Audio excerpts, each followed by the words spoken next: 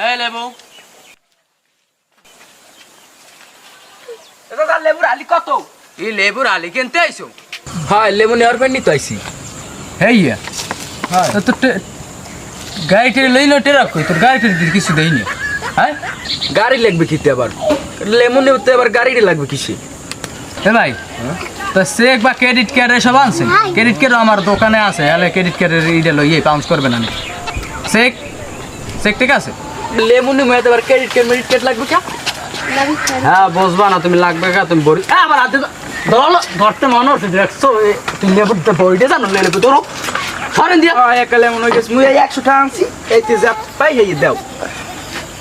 ও আল্লাহ, এই ফইনি টই না আমার কপালে জোর। এ রমজান মাসে সবের কাজ করা লাগবে, যাই ফিরে যেতে পারি না।